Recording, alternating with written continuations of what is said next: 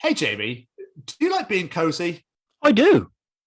And do you like staying cozy? I like that even more. Then just heading over to www.staycozyclothing.com, where you can find hoodies, tees, sweaters, and much, much more, with a new line coming in the fall of this year.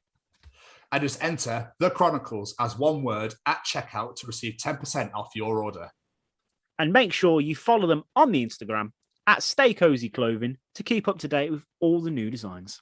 Remember, guys, that's The Chronicles as one word at checkout to receive 10% off your order.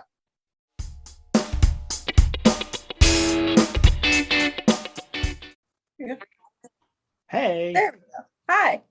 How you doing? Good, how are you? Sorry. I'm very well. Sorry. My unprofessional co-host wasn't here when I let you in. How's it unprofesh?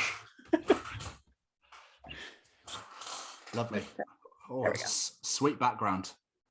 Sorry, I'm really weird. I like to investigate backgrounds every time someone comes on. I'm like, let me have a look. Oh my days. Just a pile of guitars. That's incredible. Thank you. Where are you? My home studio. Oh, yes. Incredible. Was Thank you. that built over COVID by any chance? Or have you had that for a while? I've had it for years, but it definitely expanded throughout COVID. Like we built a vocal booth and everything during COVID. Amazing. That's absolutely amazing. Thank you. Oh, cool. So how are you anyway? You okay? Good, how are you?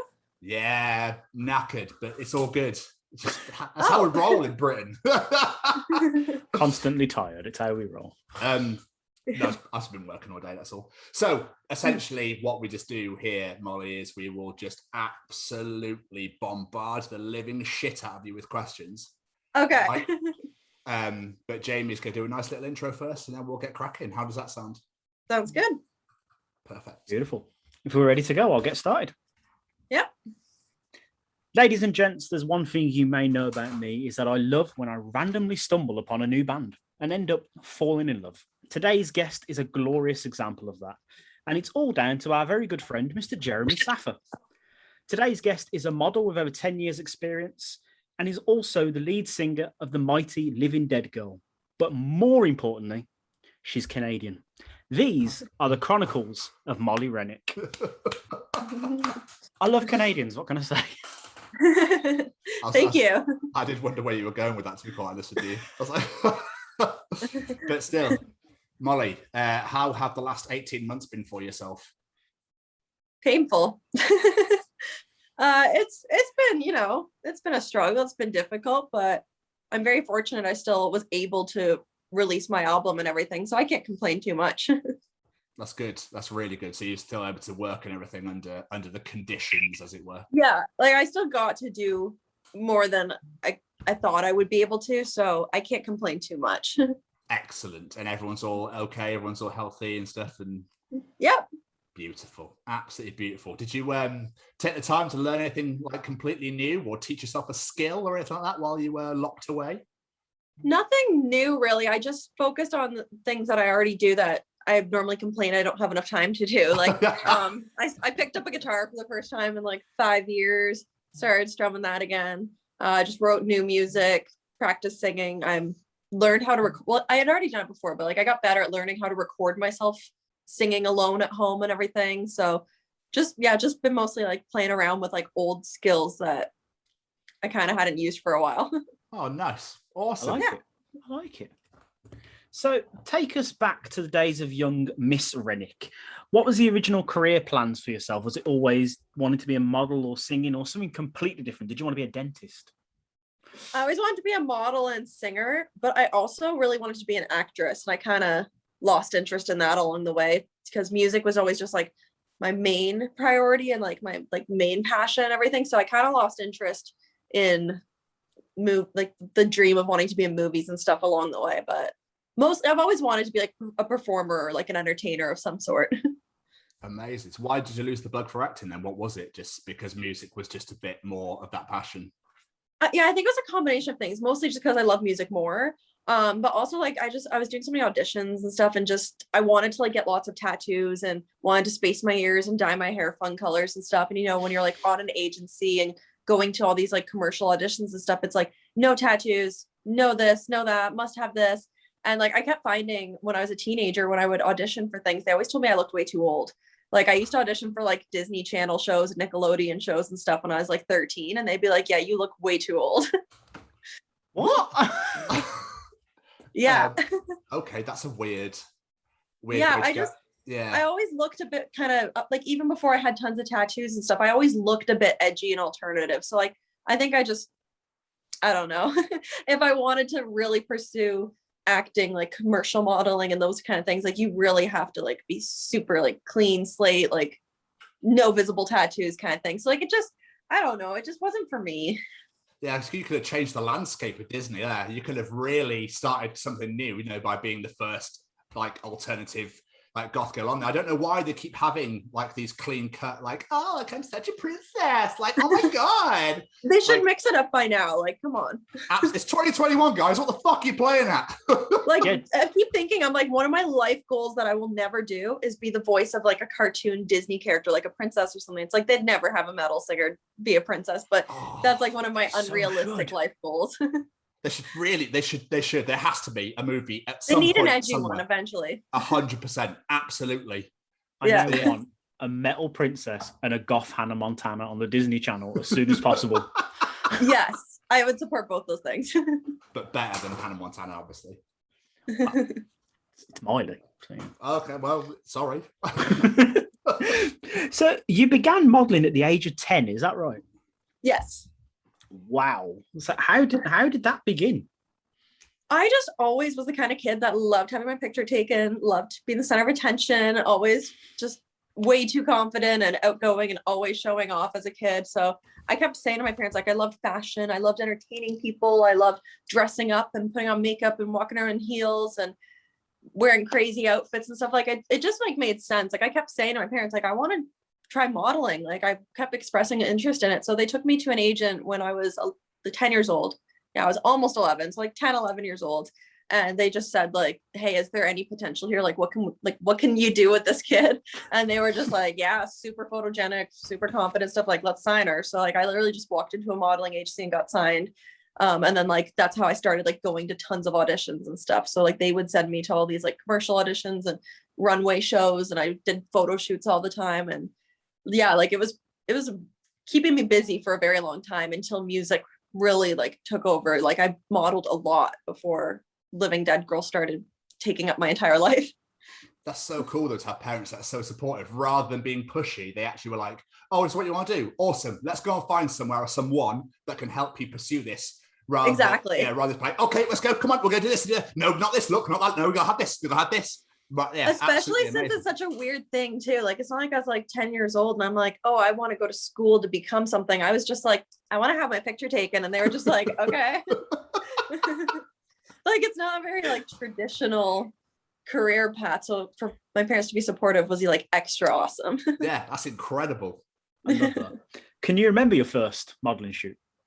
Yeah, my very first modeling photo shoot was kind of like 1950s inspired. Like my hair was like in super tight curls, like red lipstick, winged eyeliner. I only have one picture from it, but I was like 10 years old and I look like I'm like 18 in it. Damn. Like it was super glamorous. Like I had like a whole team of people like doing my hair, makeup, and wardrobe and everything. Like I just like loved it. Is that how did you learn to do your own? Because I know you on your website it says that you do your own makeup, your own hair, you do it your own style, that sort of thing. So I assume from when you started, you just learned to do that all yourself. Yeah, what they actually did at like my photo shoots was like when I was like 10 years old is a makeup artist would do one eye and show me it, and then I would just do the other half of my face. It's so cool. That is awesome. Yeah, so I got very like hands-on very quickly. It's amazing. So what was it? Obviously, as you got older, you hear a lot about child models and stuff like that. They grow out of it. They want to do other things. What was it that made you want to be like, no, I really like this. I'm sticking with this. Was it something particular or did you just loved it? I think it's just something that just comes naturally to me. Like it just makes sense for me to do it. Like whenever I'm doing a photo shoot and stuff, I'm just so in the zone. Like I'm more focused and having fun and stuff than I am when I'm doing other things. So like it just suits me too well to lose interest in doing. Like it's definitely gone on the back burner, like especially with COVID and everything. But I mean, like since music has really taken off, like modeling kind of got pushed aside for a bit. but like I still love it. Like I still model now and then for like my friend who has a clothing line and stuff. And every time like I'm like sitting there getting ready and then driving to the photo shoot stuff, like I'm always just like so happy to be doing it.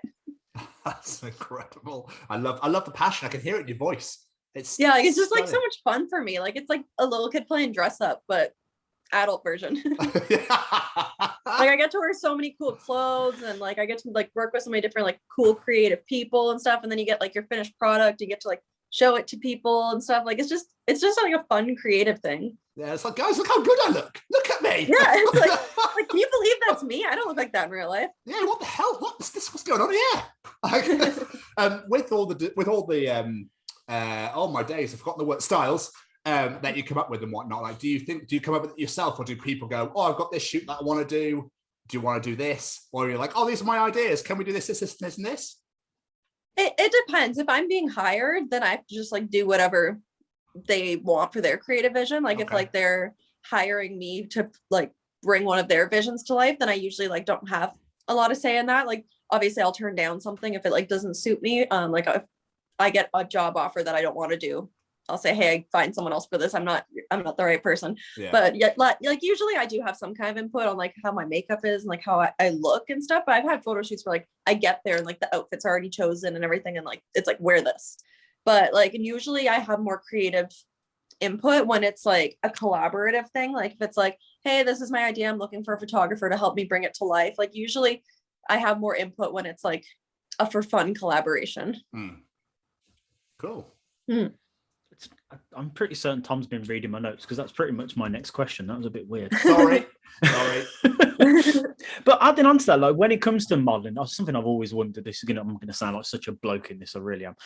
But when it comes to a modeling shoot, is it a case of wear this, go stand over there, stand like this, look beautiful? Or is it, you come up with the poses yourself, or do they literally tell you, put your arm there, put your leg there, Usually I just do my own thing, and like I just start going for it. I just start doing whatever I think looks good and whatever feels natural with that setting. And then they'll give you direction. Like you'll already be in a pose and it'll be like, okay, tilt this way, or slightly tilt your chin this way, or change your hand or something. But usually I just kind of like go for it and do my thing, and they'll just tell me like more of this, less of that. Like I just walk in and just start doing whatever I want until they direct me otherwise. I'm here. I'm just like, this is what you got. Yeah. So we probably should talk about the band, shouldn't we, really? Yeah, maybe. So Living Dead Girl, I'm not joking when I say that I love this album. I've lost count the amount of times I've listened to it already. Like the moment I heard Beautiful, it instantly went on my playlist. And every song is an absolute hit. But what was it that made you want to get into music and be a singer in the first place, especially in a metal band? Oh man, I can't remember a time in my life when I didn't have it in my mind, I'm gonna be a singer one day. Like I remember thinking that when I was like 4 years old. Like I used to just sit at home and like watch Much Music and watch, back when that was a thing, like music videos on TV. I don't remember the last time I've seen one, but it used to be a big thing.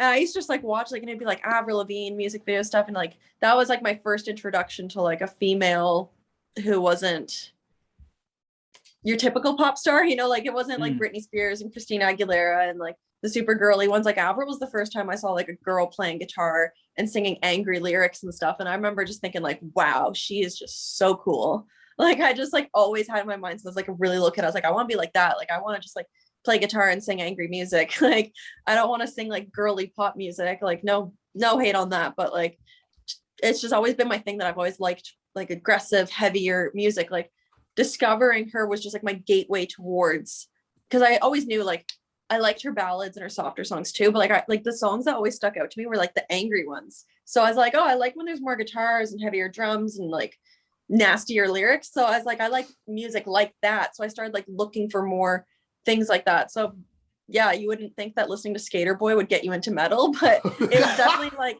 it was a gateway towards like angrier music for me.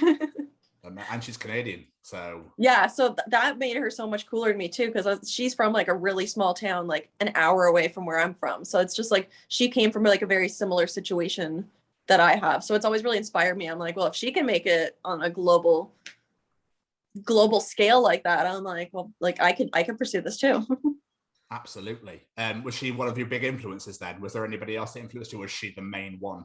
She was definitely my main one, like, because I've just loved her since I've been like 3 years old. But I also had a lot of other influences too. Like I kind of play from different genres and different types of metal and stuff. Like there wasn't just like one band that I was like, I want to sound like them, because then you just have a ripoff. Yeah. But like I think that's how my music ended up sounding so me and so like different, is that my biggest influence is a pop singer, yet I make metal music. But I also listen to like Marilyn Manson, Hailstorm, Motionless in White, In This Moment, Avatar. Like I listen to lots of different kinds of rock and metal. So I think that's how it really helped me like make my own sound, was that I drew from such a versatile pool of artists to begin with. So there was like elements of this, but there's a bit of this and there's a touch of that and there's a sprinkle of this. Like I didn't just have like a very narrow influence. You know what I mean? Like it didn't, like it was just so all over the place, and that's how it became what it is. It's almost like you're creating your own subgenre. There's so many subgenres now, loads of them. Yeah, so we were literally joking, like when we were finished recording the album, the producer and I were like, I think we just invented like a new kind of metal. Like it's feminine and has pop elements, but it's still really heavy. And we were calling it bubblegum metal. A great name. That is an amazing name. I should trademark this now before it becomes a thing. 100% roll with it. Roll with it. Yeah, like I invented this genre. Like I'm gonna go copyright this now. Right, like on the album, you can sense those different influences from you. Like the song, especially in Exorcism, there's so many different styles in that one song. They blend so well, and you can see where all your influences come from. Thank you. I'm glad it was clear, and it's not just like, what is this girl doing? Especially, you mentioned Avril Lavigne. When I was doing my research, I found an amazing picture of you and Avril. Oh yeah, you're dressed just like her. It was taken. Even when I walked in, she was like, "Wow, like we look like sisters," and I was just standing there bawling my eyes out. Oh, wait. It's like, you can't tell I'm crying in the picture, but I walked into that sobbing. Damn, it was a bit embarrassing. Yeah, but it's someone that's inspired you to, become who you are today and everything. So it's understandable completely. Yeah, like I'm just glad I didn't like faint or pee my pants or something worse. So like I'm not gonna complain. It wasn't that bad, but like, oh man, I was a mess. It would have made it more memorable for her if you'd peed yourself and fainted. So I really should have. Like, why did I stop with crying? Like that's not enough. Avril, I'm so sorry. Like, oh my god. Don't mind me. I'm just very happy to be here. Yeah. Clean up on R5. Like, clean up at the meet and greet. Sorry, I like, wrecked your set. I always ask this when I talk to singers, because it's something that I find fascinating. But how and when did you like realize you were a good singer, let alone not good enough to be in a band? The problem is that didn't come until after I was already in a band. I love that answer. That's amazing. I'm gonna straight up admit I couldn't sing to save my life, and I was in a band. I loved singing. It was my passion. I had fun doing it, and I was just confidently terrible for years. And now I look back on videos and I laugh, and I'm just like, I'm glad I was so confident and trying so hard and stuff, like as a teenager, because I got the experience and I got feedback and I learned from it and everything. Like I'm grateful to have had growth. But yeah, like I was bullied in high school because like I would just post videos of myself singing on YouTube and they were terrible. And I was just confidently owning it, and I was like tone deaf. So I got made fun of for like years. And then like I got a new vocal coach and unlearned some of the things I had been taught, where I was just like blowing my voice out, like pushing it too hard to the point that it just sounded like awful. Like I just had to like relearn some techniques and stuff. And after like a couple months of practicing with like a new teacher, I was just like, okay, no, I can sing now. I was just doing this wrong. Was it like shower singing? Yeah, like it was just, I don't know. I had like this weird, I'm not even gonna say technique. I just like really used to push really hard from my throat, whereas you're supposed to push it from your diaphragm. Like you're supposed to like really control it with your stomach breathing. But I used to just like really harshly, I don't know, but like it sounded bad. And like I was like, auditioning members for my band and like making like YouTube videos, like making like stupid little like amateur music videos and stuff. And like I was just like rocking it, but like yeah, I didn't actually get good until probably like 4 years ago. I started getting good. The thing is though, like sorry, my light is flashing for some reason. That's absolutely fine. It's all good. Don't worry about it. I mean, yeah, it's fine. YouTube, you say? No, I'm joking. Did you take those videos down? I deleted them. I found a couple of them on my old computer, which doesn't have speakers hooked up to it, so I can't hear the audio, but I could see the videos. And a few months ago, I came across them and I just watched them and I was cringing so hard. It's like 13-year-old me trying to sing really high, difficult Avril Lavigne songs. And it was like, oh man, like maybe one day I'll post myself like reacting to them or something. Like I'll hold on to them for that purpose. That's exactly what I was going to say. But I bet those people that take the piss out of you now are sitting there going, fuck, whoops, sorry. Literally people used to bully me, follow me on Instagram now. And I'm like, I'm not holding a grudge. Like if you were mean to me when I was like 14, it's like I probably deserved it because I was a weird 14-year-old that was way too confident and annoying. So like maybe I kind of deserved it to some degree. But it's like, it's just funny to me. It's like I recognize people who watch my stories every day and I'm like, you used to call me ugly. Why do you like my pictures now? I wonder why, Molly. I wonder why. I'm just like, why are you confidently creeping me? I'm like, if I were you, I'd at least use a fake name, but hey, okay. Yeah. I bet just go back to the one thing really quick. I bet you get some horrific shit. I bet you get loads of messages and stuff like unnecessary. Yeah. People. Sometimes I go into my request folder just for shits and giggles. Like I'll be like with like one of my male friends and I'll be like, I'll hand him my phone and be like, read my messages. And he's like going through and he's like, I'm getting upset. This is why I don't want to have a daughter. Yeah, it's obviously it's a taboo, so it's a bit of a shit subject to go into, but like I don't know, it's just I don't know. I hate it. I absolutely hate it. I don't get why people think that sort of shit works. I don't know why they think that that's okay. I don't either. Like as a performer in general, you have to have such a thick skin. Like you're gonna get ripped apart no matter what you do, and you have to be able to just like handle it. Like no matter what you do, you won't please everyone. You know that as long as you're creating something and putting it out there for the world, they're going to judge no matter what you do. So like any performer, any artist is just like used to that. But then if you add another layer, it's like, okay, female artist, it's just like a whole extra layer of like bullshit you got to deal with. And you just, I'm very grateful that I can handle it. Like, I think those years of being made fun of on YouTube and stuff in high school, like helped me. And by now I'm 22 and I don't give a shit. Like I don't care what anyone says or thinks, but yeah, like you just have to like really not let it affect you or else you'll go nuts. Yeah, fuck those guys. Fuck all of you pricks. Yeah, I see you guys watching my stories. Fuck you. Yeah.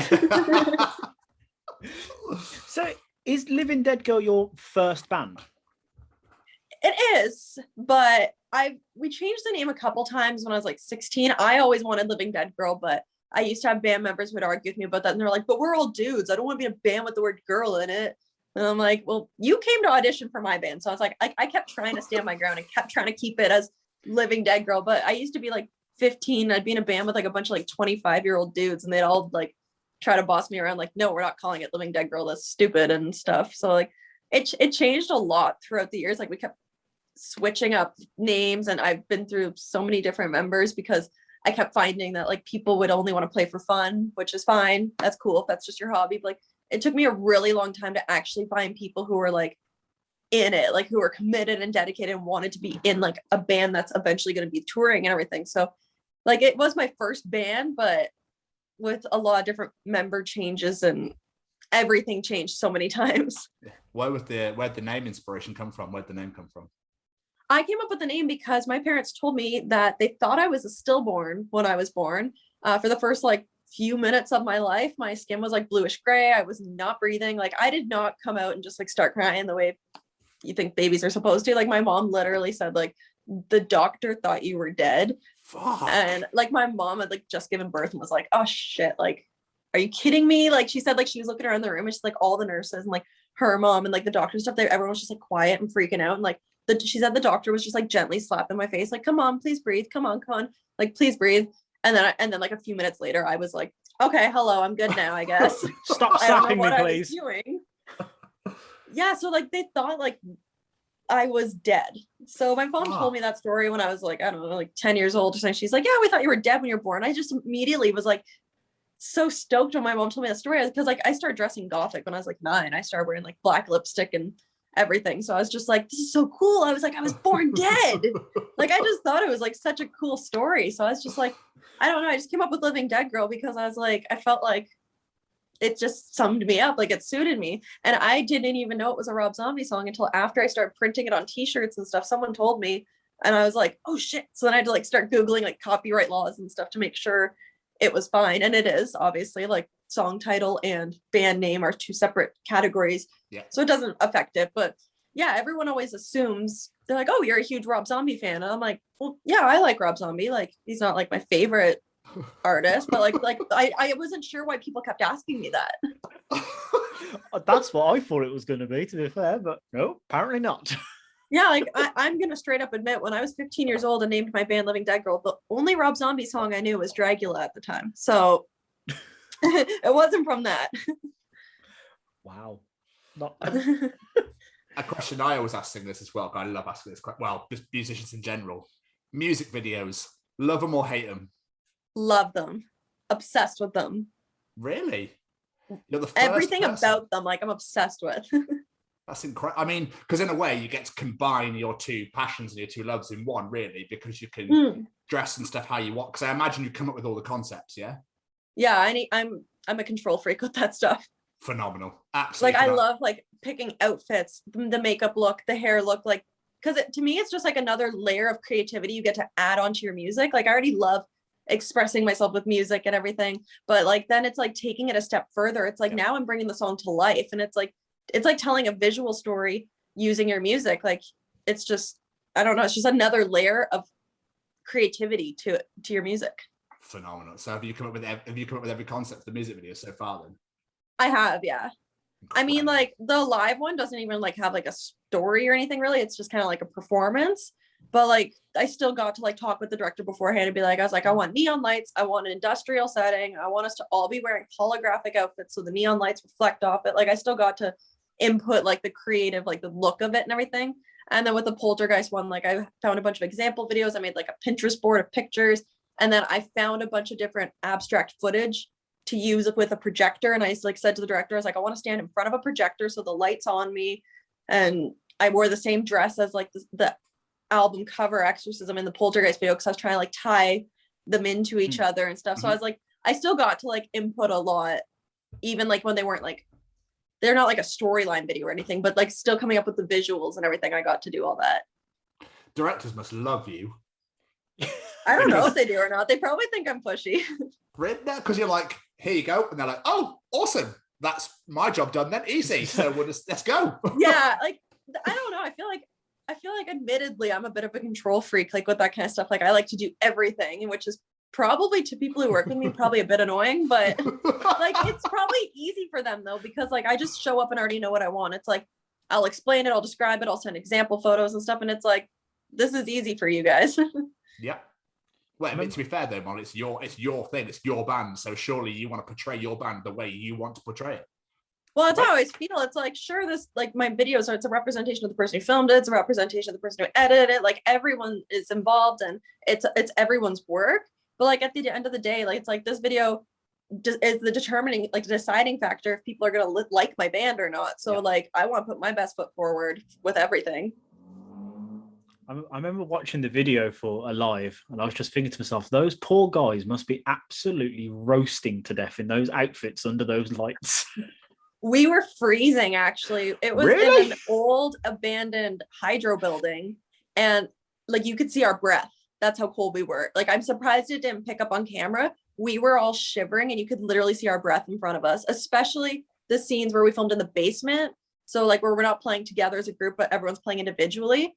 It was so cold. I literally complained the entire weekend. Like, it was a 2-day shoot, and I just stood there. Like, when we weren't filming, we all had blankets wrapped around us and like huge coats and everything. And we were all like huddled up, like whining that we were cold. Where were you? Well, it was just like this like huge industrial building. It's in Hamilton, Ontario, which is like an hour past Toronto. So like, it's like, it wasn't even a video set. There was no bathroom there, and it had dirt floors. So like we all showed up and didn't know this going in. Like I have like my bags of like snacks for the band. Like I'm the band mom, obviously, because I'm the girl. Like I packed everyone lunch and some snacks and everything. I've got my juice boxes and like I had like portable phone chargers and bottles of water for everyone's stuff. And then we like show up and it's a dirt floor and there's no table or anywhere to put our stuff.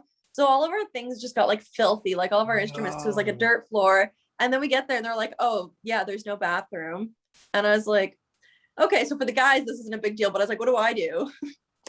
So we were filming for like 2 full days and it was freezing. And yeah, like it was all of those things like that at the time kind of suck, always end up making like fun stories to tell later. It's like an experience, like it builds character. It's just like, yeah, I was freezing cold. There was nowhere to go to the bathroom. Well, what we would end up having to do is the director lived like 5 minutes from the set. So anytime someone had to pee, we would just like leave and then come back.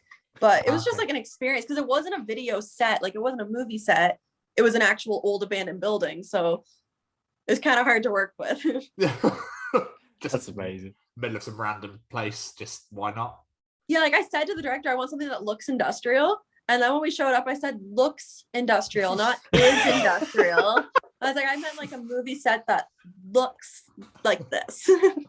But I was like, it worked. It looked cool. It looked awesome. So, and it was actually such a creepy building. There was like all these freaky dark tunnels and we'd all like go down with flashlight stuff. Like the scenes where I'm like in like hell, we were calling it, with like the orange light behind me. Sorry, I have no clue why my ring light is flashing. Just everyone ignore that. But yeah, the scenes where like I was in that weird tunnel with the orange light behind me, like the ceiling was this close to my head. Like I was so claustrophobic. It was freaking me out and it smelled so musty down there. We saw a mouse and I was like freaking out a bit. And like it was just this tight little tunnel, like underground. Like it was actually like I was like freaking out a little bit on the inside. Like I was less scared once like everyone piled into the tunnel. Like we had the director and like the lighting people and everything. And like so I was like, okay, well at least I'm not alone down here. Like I don't know what the fuck I think is down here or why I'm so scared of it. I was like freaked out. I was like, what if I step on like a rat or something? It was so dark and it was so tight. Like, and I kept thinking like my brain always goes to worst case scenario for no reason. I kept thinking like, what if the ceiling collapses? And then I was like, why would it collapse? This is like a 200-year-old building. Why would it collapse? But like, that's how my mind works. Like he's like, okay, like Molly dance, like look hot. Like I was like trying to like put my arms up a lot so you could like see the fringes on the cone. I kept touching the ceiling, which was like literally right there. So I'm like dancing, doing my thing. But in the back of my mind, I was just like, what if the ceiling caves in? Yeah. Like I was mentally somewhere else. That's completely changed that video for me now. Why is that like I was having fun doing my thing, but at the same time, I was like, this building is terrifying. It's always the way you do it with like, because if you walk over a bridge and like, I could just jump off this right now. Like it just. I always do that. Yeah, like I could just jump off. If I could just jump and I'd probably die, but I could just jump off it. We had a music video we filmed like years ago. Like it's deleted now. Like it was just like for like a song we recorded like years ago that isn't even released now. What was for At the Edge, which we re-recorded, but it was a demo at that point. But we were filming it on a literal cliff, like because I was like, I can't afford a green screen. Let's go film it on a real cliff. Long story short, we got charged with trespassing because someone called the police on us and everything, and we all got fined. But yeah, anyway, so we were on the edge of a cliff filming it, and I'm terrified of heights. And at the entire video shoot, I was standing at the edge of it thinking, I could just jump right now. And I was like, why does my brain do that? Like I always go towards like the worst possible thing to think, and that's what my brain does. And I'm just like, and then I'm like, hey, stop, you're freaking me. Like I'm freaking myself out. And then after you did jump, everyone was like, what the fuck are you doing now, Jeff? Well, it's like at the end of the video, it's like the video should end with me falling. And I was like, how would we film that? How? Would you actually have done it? Would you have actually jumped with it? If you had a parachute, would you have actually done it? No. Oh. Even with a parachute, I'd be way too scared. This will look cool for a music video. I think this will look so cool. People are mental bastards that go up paragliding or any of that shit. Like, no, what are you doing? Oh, I like to jump off things for fun and fly on this random piece of fabric that could rip. I could never. Nope. I could never do skydiving or anything like that because, like I said, with the worst case scenario thing, like my brain would naturally be like, my parachute's not going to work. Yeah. Like I would just be scared the whole time. No, I'll be too busy panicking my parachute's not going to work. I'd forget to pull the cord to actually make the parachute work. Yeah, I'd just be falling thinking, oh no, it's not working. Yeah, I wonder what this thing does. Exactly. Like, yeah, I'm too much of a nervous person for that kind of stuff. So how did the band that is today, how did you all get together? Did you say you held auditions, or did you know them already? Jordan, the bassist, and I have been in a band since I was 17. So he's, I'd say, the only other original member of Living Dead Girl. I had like a few other people before I met him, but since I found him, he has not gone anywhere. So that's been 5 years now, like 5 years. So I say that Jordan and I are like the two original members. And then John, the guitarist, is my boyfriend. So easy find. It's like, oh, you play guitar. I need a guitarist. Can you please help? And he was just filling in for like 2 shows because I needed a guitarist. Like he kept saying like, I'm not joining your band, I'm just filling in. And I was like, yeah. But then like we were having fun and like we were writing music in the studio together and we were performing together stuff. And it was like, might as well stick around. Like this is fun. And then our drummer, Ryan, how did I find him? I think I just like posted on Facebook like, hey, I need a drummer for a show. But then I ended up needing a drummer for more than just one show. And thus Ryan is here now. Beautiful. Absolutely beautiful. Yeah. Any plans for tours? Yes, but tentative plans at the moment. If we are speaking with a booking agent and trying to line things up, it's just like, it's so difficult right now. It's hard to plan ahead because we don't know what's going on. Like we literally had a tour planning. Like we were already in the planning stages, picking cities. We had the other bands on the bill chosen and everything. We were going to tour this fall. And then when we were speaking with the booking agent, he literally talked me out of it. He was like, it's going to get canceled. He's like, every tour this fall is just going to get canceled. And he's like, so if you have your American booking, like you have your American work visa and you spend thousands of dollars on all that. And he's like, and then you cross the border and that gets canceled and you turn around and come back. He's like, you're going to lose like tens of thousands of dollars. So he really talked me out of it. So we were so excited. Like, we're going to tour this fall. Finally, let's go out. We were going to do like the entire East Coast of the States, like all the way down to Florida and then all the way back up. Like we were getting like so excited to do it. I was already like looking at stage outfits and like mentally preparing myself and stuff. But like, then I like spoke with an industry person who was like, with today's given climate, and he's like, don't book it. And I was like, okay. So it was like kind of a hard pill to swallow because I was like, I know you're right. Realistically, that makes sense. But I was like so excited to finally tour. So, but yeah, like between talking to the booking agent and our manager and everyone on Team Living Dead Girl, like we are set. We're like, we are going to tour all of 2022, like as much as we can, like just one run after another. So like that is the plan at the moment. Okay. And if we are allowed to play shows that don't get canceled, then we will play shows the entire year. So we are hoping to do like all of the states. If we can get over to Europe, we will. But it's just, yeah, it's just so hard to be like, yes, we definitely are. It's like, if all goes according to us, yes, we are. Like, we're prepared to, we're planning on it. But with lockdowns and things like that, if we don't, it won't be like our decision not to. Okay. That's fine. Make sure there's a UK one in there, yeah? Definitely. Yes, for sure. We have actually like a lot of like a following over there, I find, because like I mail all of our merch orders out myself and stuff. And like I see a lot of like England and even like we have a lot of like Germany and Norway and Amsterdam and stuff. Like I see a lot of like European people like buying our merch stuff. And I'm like, that's pretty cool. It's like, it's not like it's just people in Canada that listen to us. I'm like, there's people all over the place. So it's like, we definitely need to go tour over there and stuff. Like, I don't want to just play shows in like Toronto like forever. Like I want to go see the world. Absolutely. Definitely. We will be there front row. We're like, remember us? Yes. So that'll make me feel so much better. I like seeing familiar people at shows. So there you go. So with your songs, do you write all the lyrics? I do, yeah. That's like a requirement for me. I won't sing lyrics someone else wrote. I like that. Where do you find your inspiration for songs? Is it life, like things that happen in life, or is it just ideas? It's always based on something personal for me. Like I feel like it has to. I'm not someone that can come up with like hypothetical stories and situations and stuff and just roll with it, because like I have to be feeling it, or else you'll be able to tell I'm not feeling it, if that makes sense. Like if like in my vocal performance and stuff, like if I'm not into it, it'll be apparent. Like I would never let a producer or songwriter or anyone write lyrics and just hand them to me. Like I don't know. I have to be into it. So like especially when we go to perform them live, because we're doing the same song over and over. So if it's like about like a specific situation or something that makes me feel a certain way, like I always have like that familiarity with my music, and it's like, oh yeah, this is the song about that, or this is the song about that person, or this song makes me happy because it reminds me of this or something. But like if I let someone else write it for me, like it would just feel like singing a cover. you know? So like, I'm very like particular about like I've had people be like in the studio, like, hey, how about we like do a song about, and I'm like, no. Shut that shit right down. Yeah, I'm like, you can sing a song about that yourself, but I'm like, but I'm not going to, because I haven't experienced it. So like, if it's something I haven't experienced, I'm like, how can I talk about it? Exactly.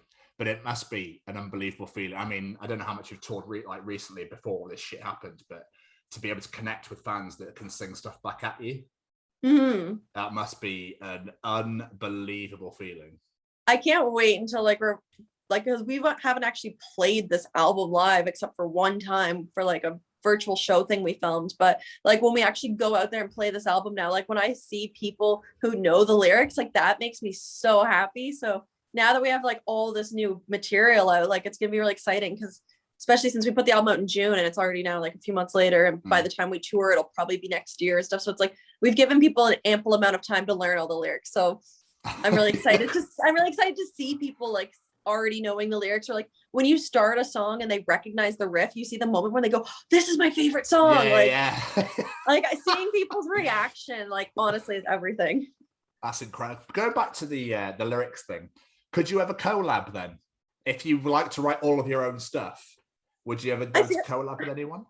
I feel like I could, like a duet, like if I wrote my parts and if they wanted to write their own parts, that'd be fine with me. It's just like, I don't want someone else to be like, here's lyrics I wrote about a breakup, or here's lyrics I wrote about whatever. Cause then like, it's not my experience. You know what I mean? It's like, well, I wouldn't say that. That's not like my vocabulary. That's not how I feel about this topic. Like, I don't know. Like I've had people ask before, like I've had people like message me like, hi, I'm a songwriter. Like, would you like to like look at my material and like maybe use them for Living Decker? Like, do you want to like buy songs off me basically? And I remember being like, I like weirded out. Like, I guess that's a normal thing for people to offer musicians, is like, hey, do you want me to write songs for you? But like, I'm like, you can write guitar riffs for me, because I can't do that myself. Like, I'll let other people like I'll let like my guitarist John like wrote like some of the guitar riffs, and the producer wrote some, and another producer wrote some of them, and like that kind of thing I'm fine with. But like when it comes to like the actual topic, I'm like, I won't let anyone like input. I'm like, yeah, it has to be personal. Like it's my way of expressing myself. So I don't want anyone to take that from me. Yeah, I can imagine you to be there, like if you ever did do that, just looking around, be like, yeah, I have no idea. There's no feeling in this whatsoever. Yeah, I just need that personal connection with my music. Like I need it. Even if it was Avril. Okay, if Avril Lavigne wrote a song for me, I'd take it. But that's different. I'd do anything for Avril. If she told me to do anything, I'd just be like, okay.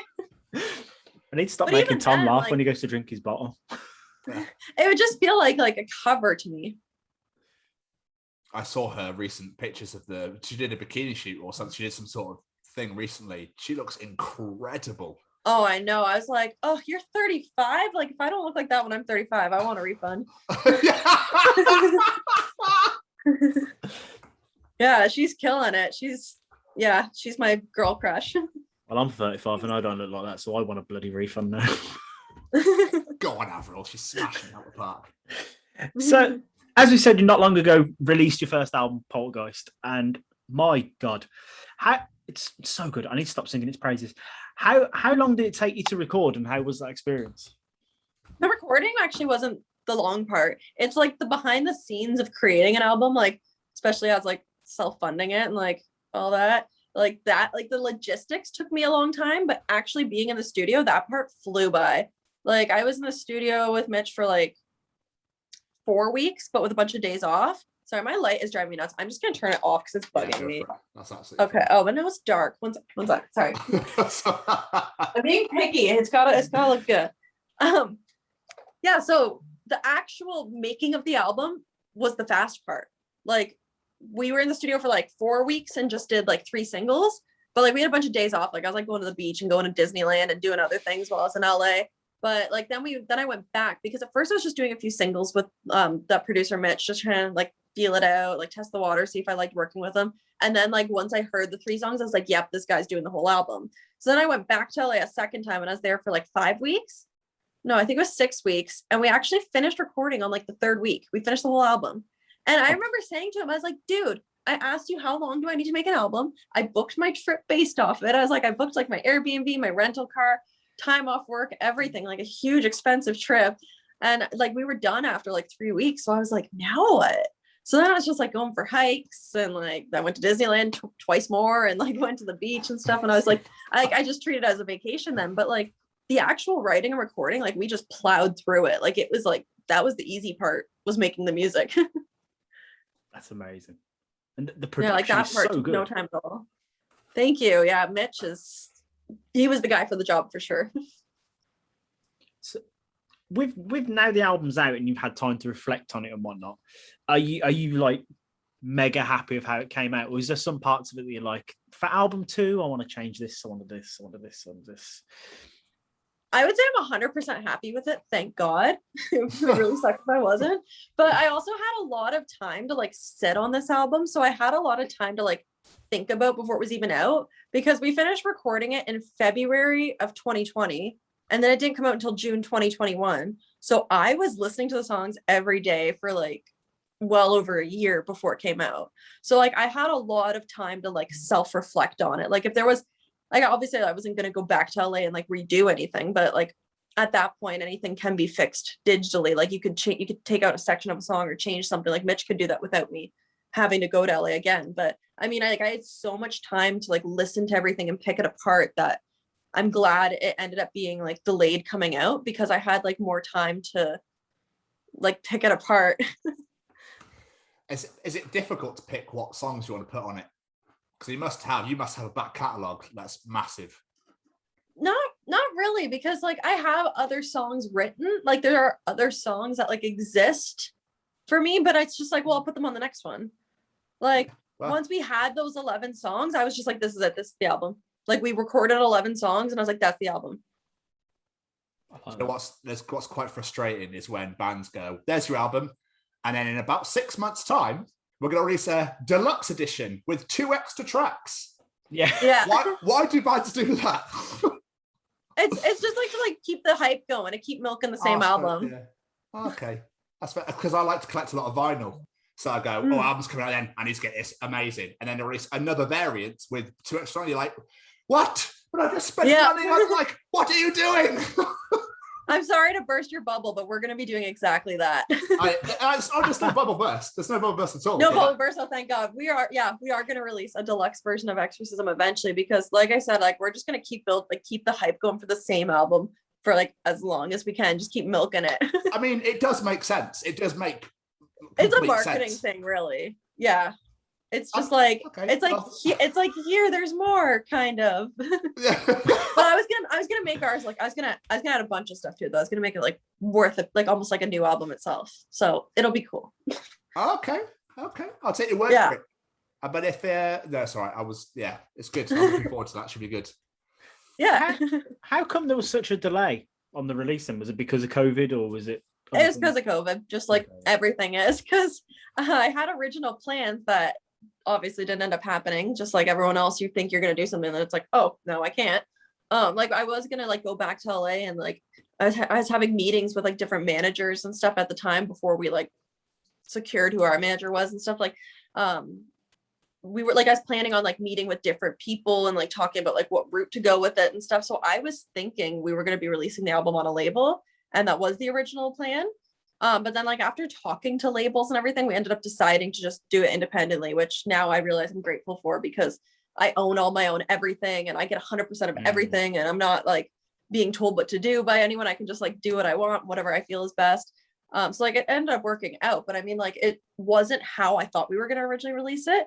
So it was going to be released in October of 2020. I wanted to drop it like right around Halloween time.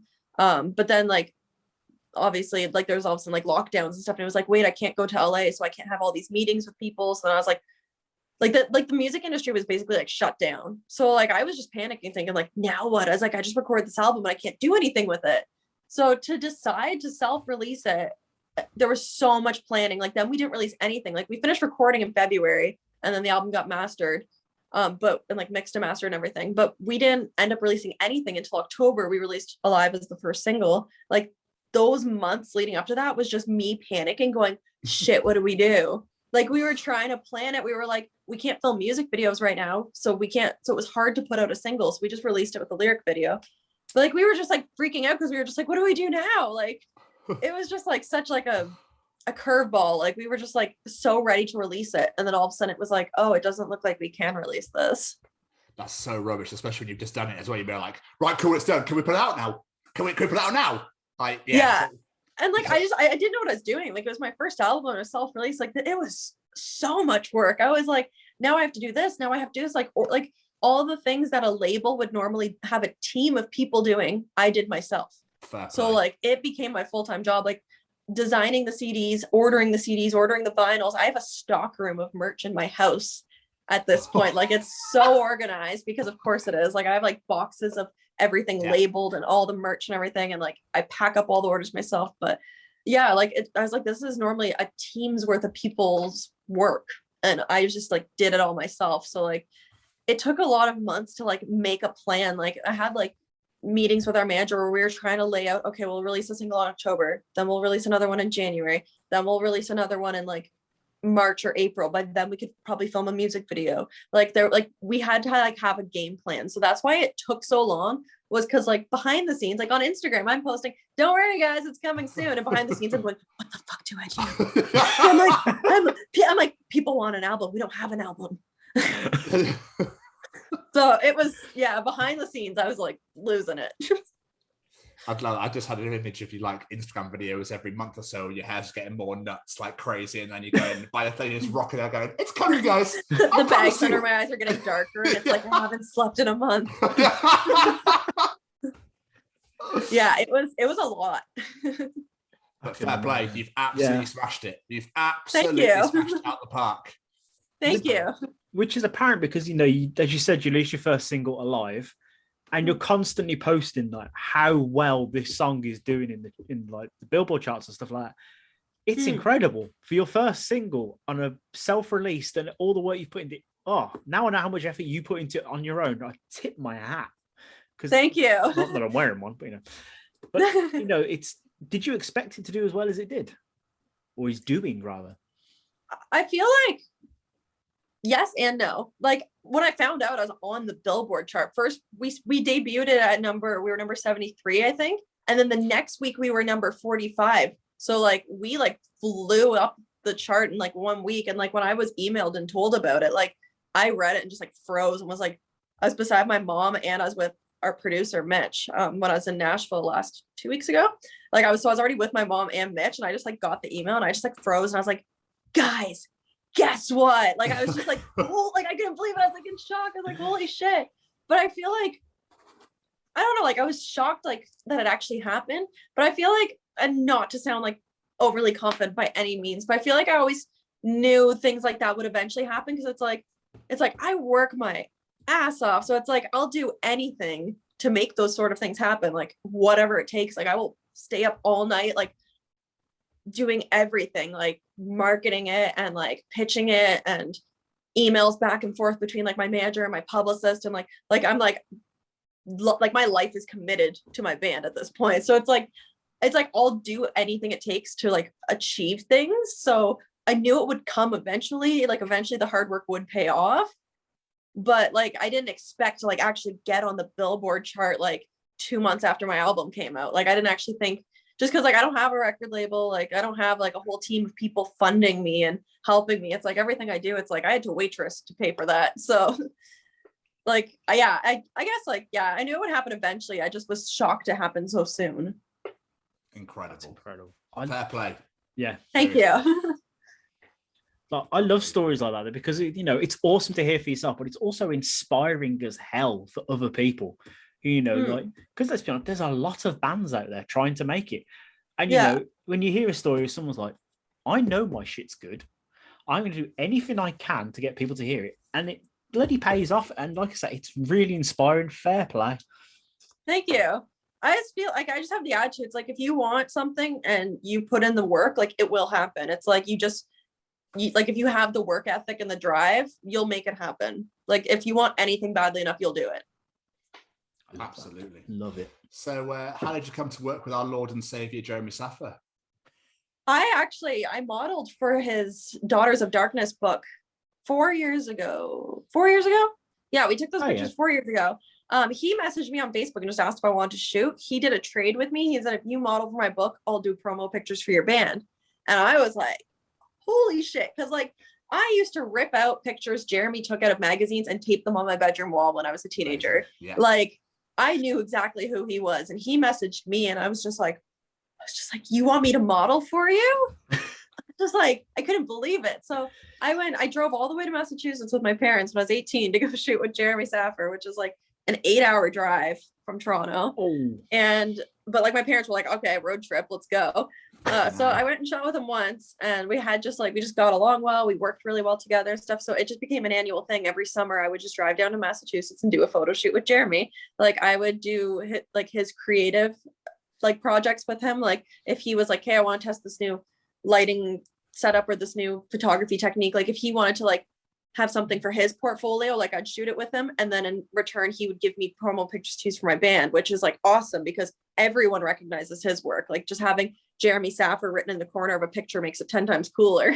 Yeah. So like, I was just like so honored I got to work with him. And then, so like, eventually like he was my music industry person that I was in with, like who I was like friends with and stuff. So anytime I had a question about anything, like, hey, I'm going to go work on this. Is this person scamming me? Is this person someone I should work with? Or what should I do next? Should I submit this to this? Or like, whenever I had music industry questions, I kept going to him and asking him for advice.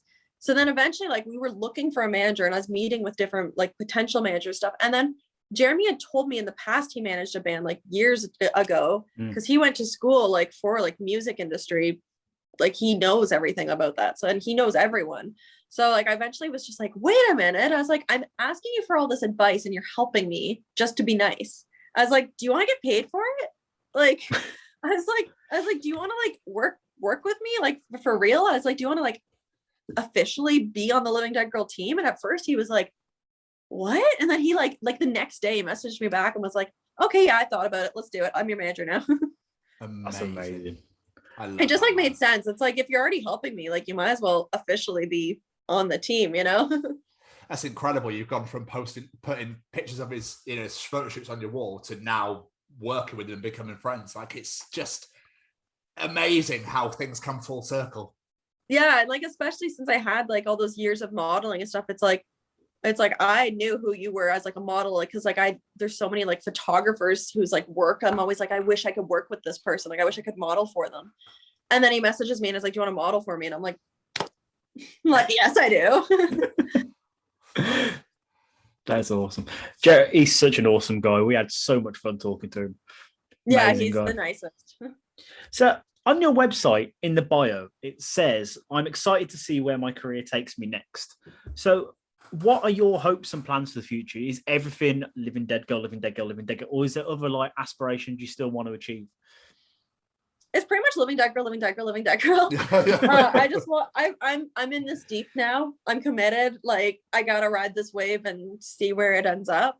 Like I have like plans in the back of my head, like, oh, one day I'll do like a solo project, like a different genre of an album, like that's just Molly Rennick, not Living Dead Girl. Maybe one day I will get like a couple little acting things just for whatever. Like there's like a few other like creative areas like I'd like to like explore, but like right now I'm like Living Dead Girl like is like what I breathe. Like it's my entire life. Like anyone who knows me like in real life, like all my friends and family stuff, like it's all they hear about. And God bless them for being patient with me. All I talk about is I'm like, guess what I did today? Like, guess what Living Dead Girl did today? I'm like, now I'm on a Billboard chart. Now I'm in this magazine. Now I'm like, look at my stuff. Like, I'm just like still Living Dead Girl all the time. So bless the people that have to put up with me and are like act excited all I talk about is my band. But yeah, I'm just so dedicated to it at this point. Like, it's like the only thing I want to focus on right now. But with all the work you've put in, Molly, you deserve to do it. You deserve to talk about it as much as you want, scream it from the rooftops. So, thank you. Yeah. I feel bad for people, especially like my parents and stuff, who have to hear about like constantly. It's like I'm admitting this is annoying. Well, they started it by, taking to that modeling place when you were 10 years old. Exactly. Look at the monster they created. Oh, so, phenomenal. Before we start wrapping up, Tom, have you got any more questions? Did you ever think that this is where you would get to at the, young, tender age that you're at now? I think I'm doing better for my age than I realistically expected to. It's hard for me not to like beat myself up just because like I'm just so hard on myself in general. Like sometimes I think like, like if it like obviously if it wasn't for COVID, I'm like the album would have came out in October and I would be touring right now. It's like we should be like playing festivals right now, but instead like I'm sitting at home in Canada still because there was lockdowns and shit. So like it's hard not to think that way sometimes, like wondering if that wasn't a thing. I'm like, I would be so much further and stuff. And then I'm like, hey, you're 22. I'm like, you're not doing that bad.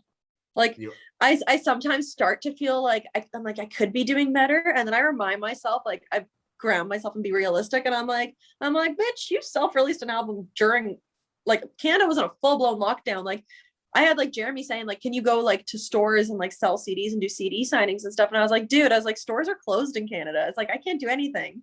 Like, I was like we were in a full-blown lockdown. I still like put an album out and everything. So sometimes I need to remind myself, I'm like, you're not doing as bad as you think you are. I'm like, you did the best you could with the circumstances. Yeah, absolutely. But just keep going. You're slaying it. And there's so much. Yeah. Everything happens for a reason, Mo. That's what I believe. Everything happens for a reason. I think, this was meant to happen. And I think that bigger and brighter and beautiful and better things are coming. Don't you worry about that. Thank God. To piggyback on that. I think I'm like, maybe my album was supposed to be delayed for a reason. It's like maybe during that time, all the like everything I did during that time, I'm like, maybe I needed that time to do that. Yeah, absolutely. To piggyback on what you were saying then, though, it's like, until you mentioned your age earlier, I didn't realize how young you were because you'd mentioned, I'd like us doing my research and all the stuff you've done. And now I know how young you are. I really think I failed in life. Like you've done so much at such a young age. I'm like, Jesus, well, I got a podcast. That's freaking cool. It's about you. You should be so proud. You really should. Yeah. Thank you. Yeah, I was born in 1999. Like I was almost born in the 2000s. Like I just made it into 90s baby status. Yeah. Well, I mean, I love being still. Like, oh, I love the 90s. And people were like, you weren't even there. And I'm like, no, but I love the aesthetic. I saw the first 6 months, and the last 6 months, rather. Leave me alone. Yeah, I'm like, I still grew up watching like 90s things and whatnot. So before we get out of it, we like to play a little game with our guests, if that's okay. We call it the quick fire round. We literally ask you a bunch of questions and you answer them as quick as you can. Oh shit. Okay. It's not like general knowledge or anything. Don't worry. Nothing scary. Okay. For example, first example, what was your first ever job? Waitressing. Your go-to karaoke song? So What by Pink. Oh, nice choice. Great choice. Yeah. Your favorite snack food? Popcorn. What type? Super buttery. Super buttery. Like a pound of butter melted on it. Oh, damn. Who would play you in the movie of your life? Is it cocky to say Megan Fox? Nope. No, not at all. I'll say Megan Fox. And last but not least, what is one piece of advice you would give to young Molly Rennick if you had a little time machine? One piece of advice. How do I only pick one thing? I would say just keep working hard and stop getting discouraged, because I used to be really, really hard on myself. So I would have just kept encouraging myself, like keep working at it, because I've been trying to do this since I was like 12, and I'm glad I didn't give up, but I feel like I could have expedited the process a bit if I had like done the singing lessons and everything sooner. But again, everything happens for a reason. Yeah, I was gonna say that made you who you are now. So yeah, true. I was just telling myself, keep working hard. Amazing. But before we let you go, have you got any plugs, social medias, anything you want people to go check out?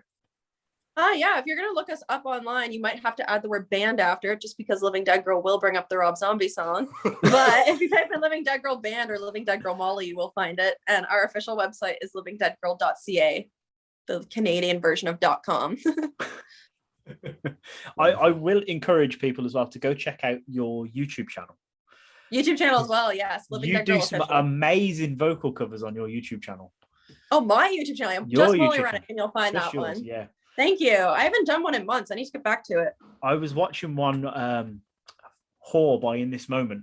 And my wife was like, I love this song. And she is absolutely smashing those vocals. So, thank you. There you go. I was really excited to find out Maria Brink watched it. Jeremy sent it to her. And I was like, I'm so honored. I'm like, Maria's He knows everyone, that man. Yeah. Amazing. But I will say to anyone listening to this, go check out this band. They are going to just blow up and become huge, and listen to this album because it is bloody incredible. Thank you. Molly, it's been an absolute pleasure. Yeah, thank you guys so much for having me. This was fun. Not at all. Really well, fun. I'm glad you enjoyed. It's been an absolute pleasure to have you, and enjoy the rest of your day. You as well. Yes. Thank you very much. No, well, ours has ended, but you know. No, Oh yeah, I guess good night for you guys. Yeah, thank you. But yeah, you take care. It's been a pleasure. Thank you so much. Thank you. Amazing. Thank you so much for doing this. Really appreciate it. We'll see you again when the second album comes out. Yeah. Oh yeah, for sure. Amazing. Speak to you later. Thank you. Bye-bye. Bye.